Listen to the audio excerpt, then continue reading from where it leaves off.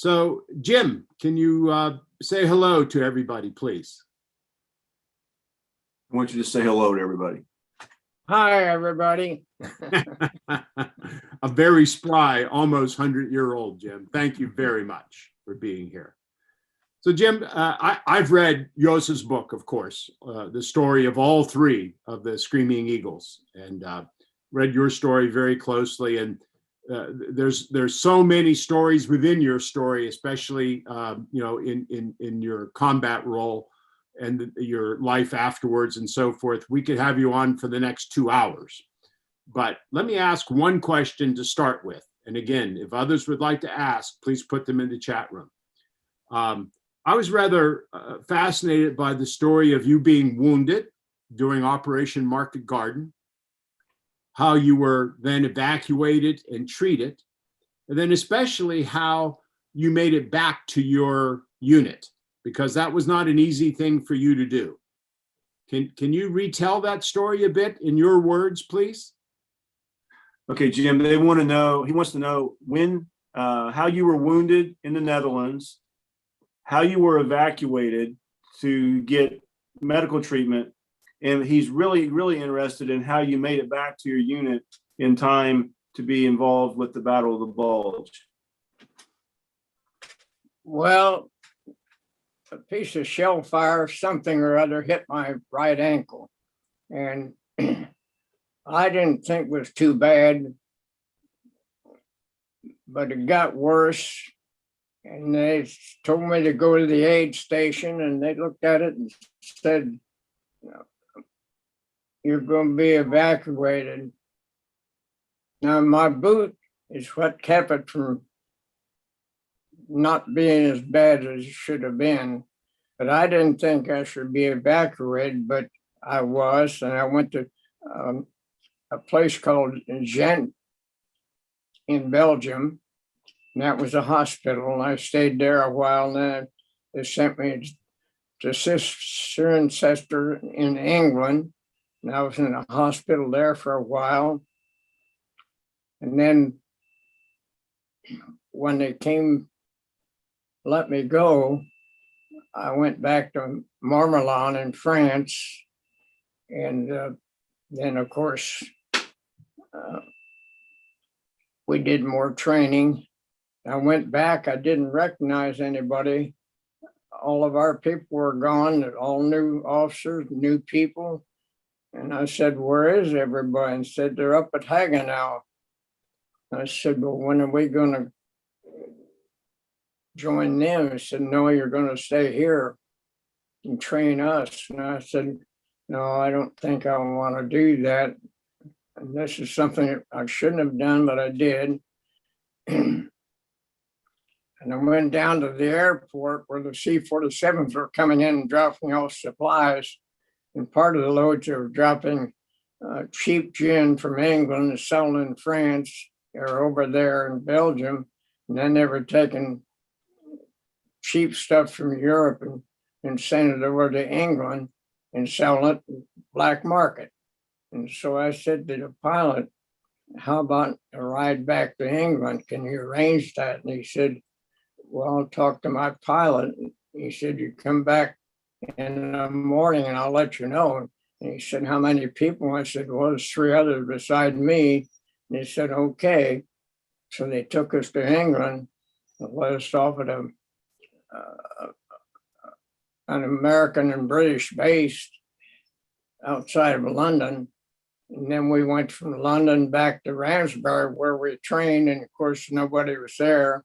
And all of us had girlfriends. So we stayed with the girlfriends for about a week.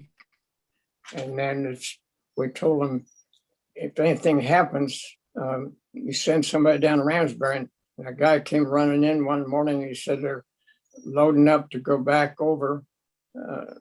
And I said, "Okay." So we went up back over and I reported to my captain and told him what happened. And he said, "Am I going to hear from it?" And I said, "No, you're covered." So he said, "Go down and get your stuff. Tell the first sergeant you're back."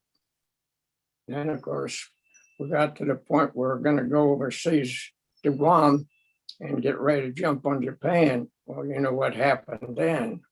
Right. So But you made that's it. the way these things happened. Everything was pretty loose then. You couldn't do that now.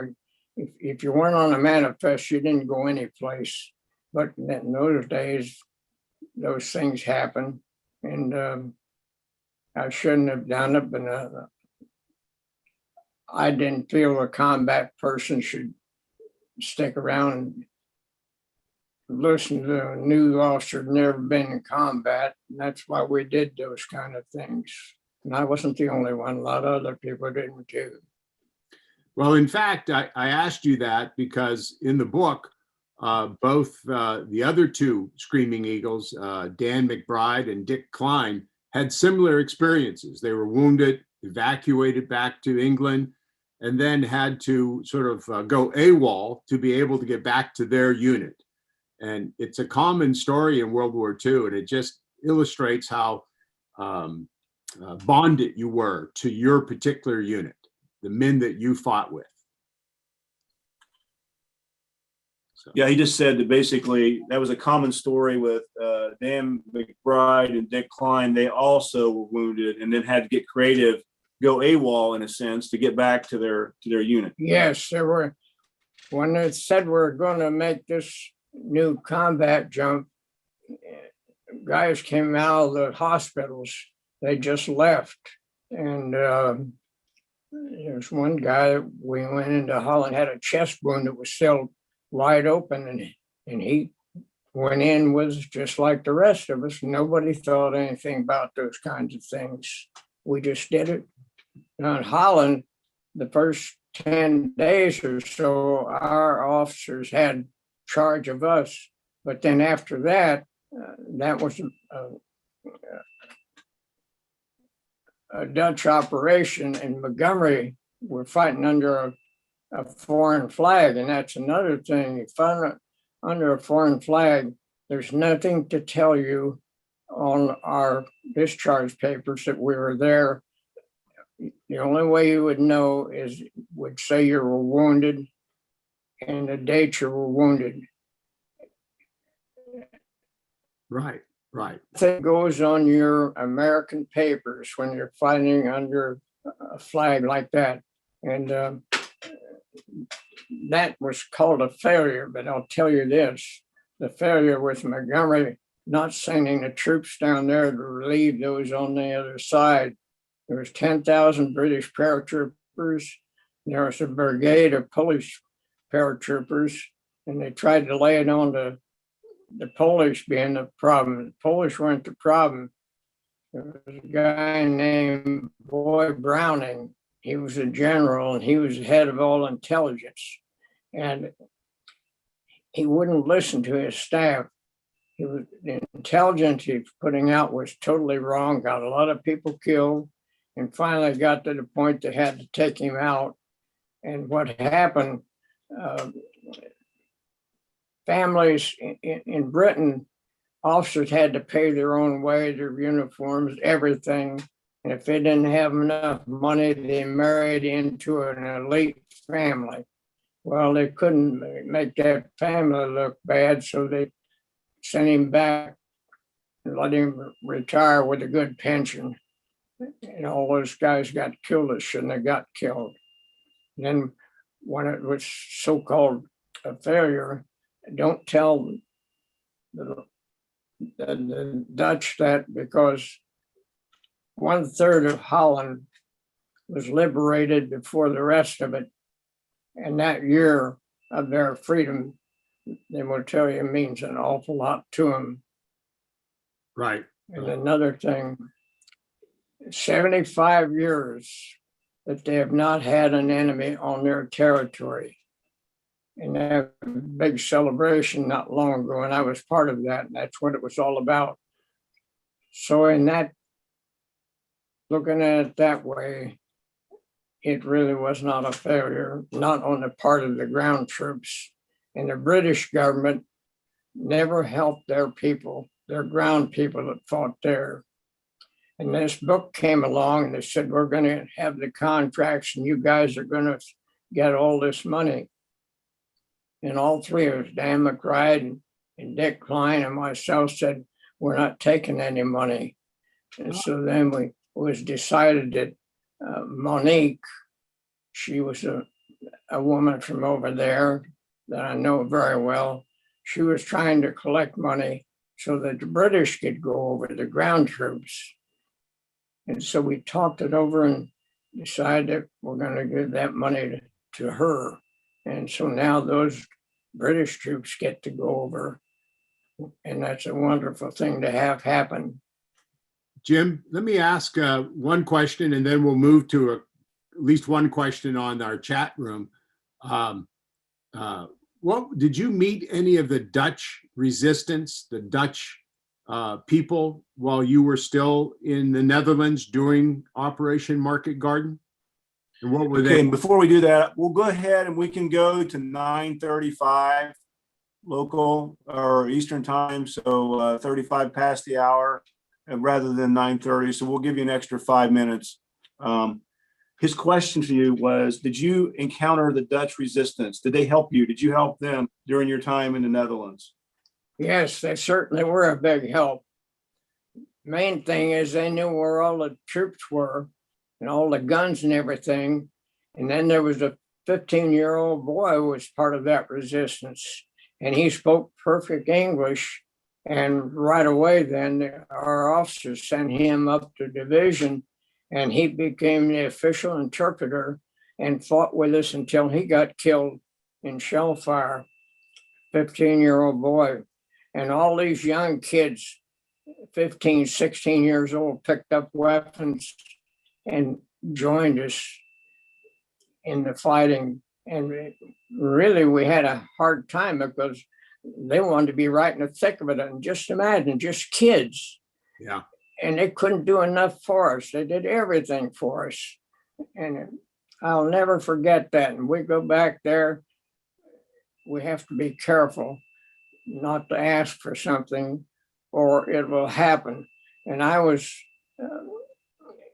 collecting weather vanes before I went into service. And I saw this weather vane and I said, boy, I like that. I'd like to have one of those. And then I went to my hotel that night and it was lying on my bed. That had been up there since 1600. And I went down to the desk and asked, how in the hell did that get in there? He said, well, one of these guys came in and said, you liked it, you wanted it on the bed. And I said, I like it, but I didn't mean that. And I said, got a hold of him. And I said, now, let me tell you something. Yes, I said, I like that, but that belongs up there and you get it back. And they did. And I told Doug after that, I said, we got to be careful. We can't say we like something. I now say, I like that and it belongs right where it is. And that's the way it is. To think that they were that grateful to take something that meant everything to them and give it to us. You just can't imagine how that makes you feel. And you feel guilty about it, but that's part of it too. Todd, there's one question into the chat room. Do you want to pose that for us? Yeah, we have two quick questions. One's very quick. Did you know Charlie Garzone? Charlie Garzone. Did you know Charlie Garzone? No. Okay. How accurate is the movie A Bridge Too Far? How accurate is the movie A Bridge Too Far? And then you may want to talk about Band of Brothers also, how realistic it is. Well, it's very realistic, but let me tell you something, that's wrong. And I'll tell you why it's wrong. And when you say that, you mean The Bridge Too Far? Yes. You know how that happened? After the war, General Gavin and some other people were talking about that, and there was a newsman there.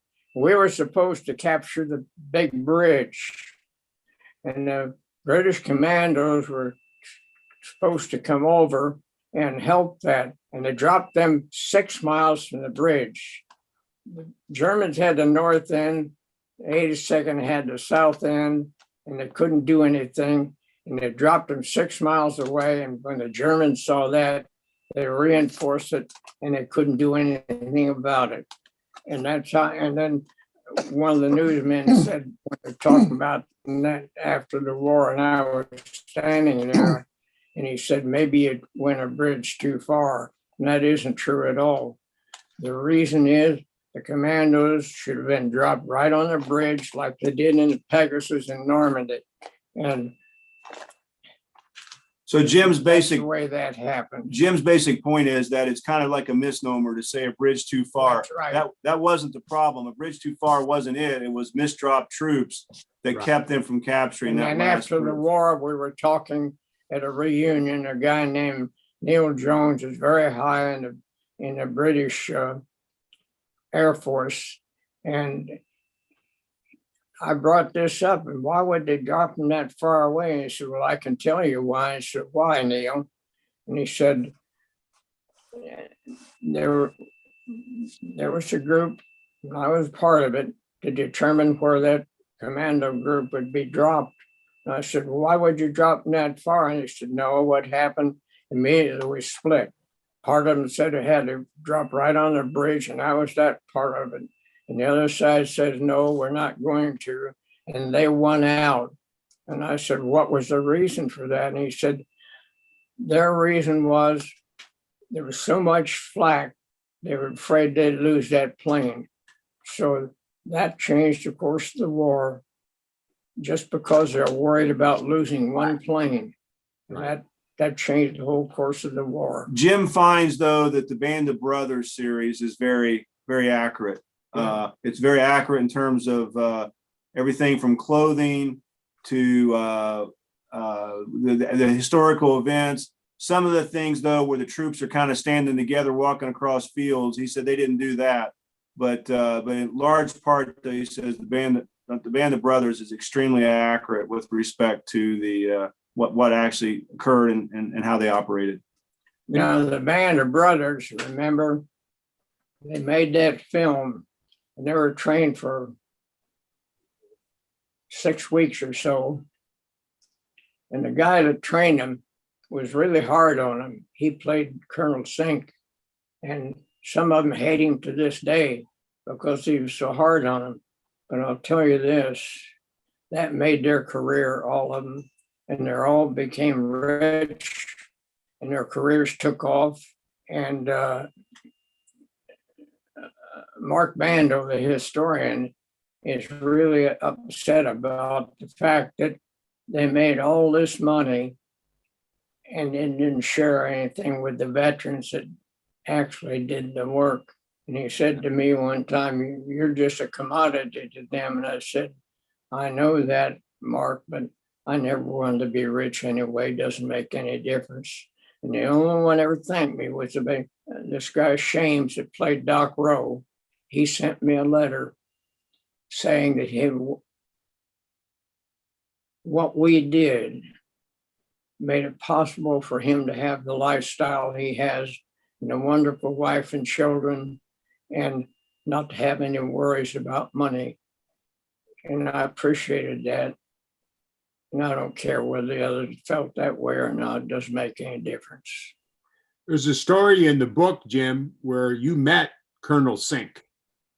Can you tell us about that, Colonel Sink, and your meeting with him? Are you saying that he met? Is that what you asked, sir? Was whether he had met him? There's a story in the He's book. asking. I believe He's asking whether you actually met Colonel Sink and had to talk to him and able to talk to him during the war. During the war. No, not during the war, but after the war. And tell you how that happened. Under the military law, all paratroopers who were injured had to go back to their own unit. And this doctor came in, and he had a manifest, and he had 8 paratroopers on this manifest, and said, "You're going to an infantry unit." And he said, "No, we're supposed to go back to our own unit." And he said, "Well, you're not going there." And so we were in a train, the door open, there are legs hanging out, going about 30 miles an hour. And we saw in the distance some paratroopers jumping. So we all jumped out and went over there, and it was 5:04, and they called over to our at 5:06 and said, we're over there, and send them back. So then later, this doctor that did that came up to our unit and told Sink that he got in a lot of trouble over us leaving that way. And Sink called us up there. We're different regiments, but all still 101st, and said, you want to go with him or stay here? And we said, we want to stay here. So he told that doctor to get lost. And that doctor said, I'll tear up your medical records. And, you know, at our age, what the hell did we care about that? And it did cause us a problem after the war was over, but then turned out there was a place in Cleveland and they had all our records. So that got straightened out too. And the only way you got out of the parachutes is a wound that was serious enough to take you out, or you got killed, or you wanted to go out. And nobody quit. I don't know anybody that quit. Right. And the reason we feel so strongly about our officers, you're in a shelling and you're in a split trench or a foxhole, and you look over there 10 foot away and there's your colonel. He's in a foxhole just like you are. And then when it's over and you get up, start fighting again, he doesn't say, go get him. He gets up and says, follow me. And that's why we feel so close to our officers today. One more question, Jim, unless there's something else, Todd, in the chat room. How many, at the end of the war, when the war was over, how many of your original G Company Toccoa veterans, brothers, were left in G Company?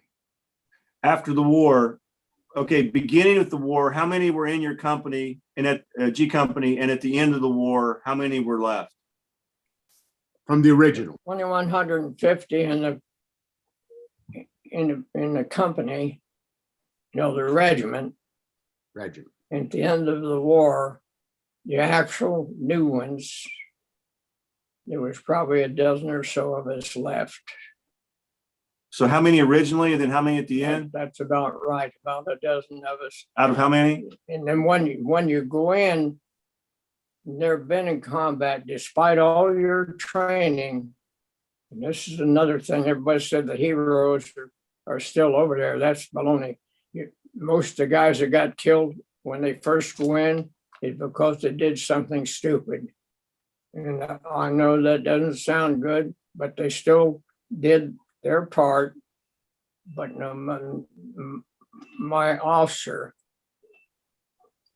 he did something stupid the first day. He stuck his head up 4 times in the same place. And the 4th time he got shot through the neck and was dying.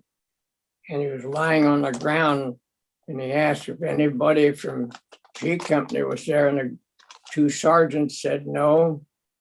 One of them was cradling his head and said, no, this is H Company. And I had got supply sergeant to make up a thing and put on our jump jackets, West Point, with a question mark behind it. And that we felt so strongly the way we were trained that we're as good as West Point. And he was wondering if we were mocking his background. And that's one time I cried when they carried him by. And I thought, my God, we talked all the time. I was a little different, and he talked to me all the time. Why didn't he just ask me that?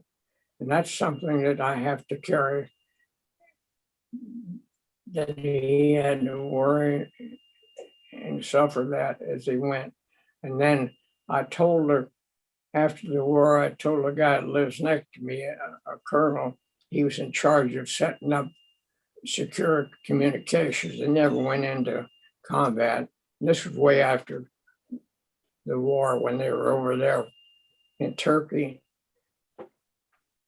And I told him this story, and he was West Point 54, and he contacted me, sent 2 letters, one from Captain Dowdy and one from Captain Morgan.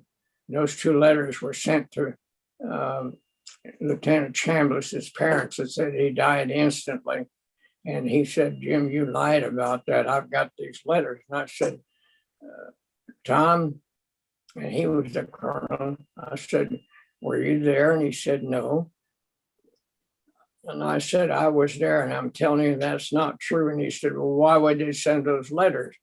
I said, would you like him to send a letter and said the guy that was dying there and wondered what happened?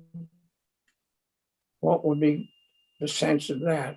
And so that's how these things happen too. Unfortunately, we've got to end it on this side. So we thank you for your time. We can probably repeat this in the future. It's just sometimes I have to, either me or Doug Barber has to facilitate it. And so as long as we have enough notice, we can usually dance around it, but we can repeat this in the future if you'd like. Kevin, thank you very much for your effort. And Mr. Martin, thank you for everything you've done for us in our country. And we wish you the best of health. And I'm going to try to make it to that parachute jump in April. My son's He's going to try to come. My He's son. gonna try to come. Oh, good. I'm going to try. Now, if you come over, they're going to have 2 C-47s there. And I think what they're going to do is have people pay to ride. And if you come over, you come to see me and you'll get a ride for nothing. There you go. That's a deal. All righty, y'all. We got to go. So take care now. Okay, thanks, Kevin. Bye-bye. Bye. Thank Thanks, you. Jim. So long, Jim. Thank you, Kevin.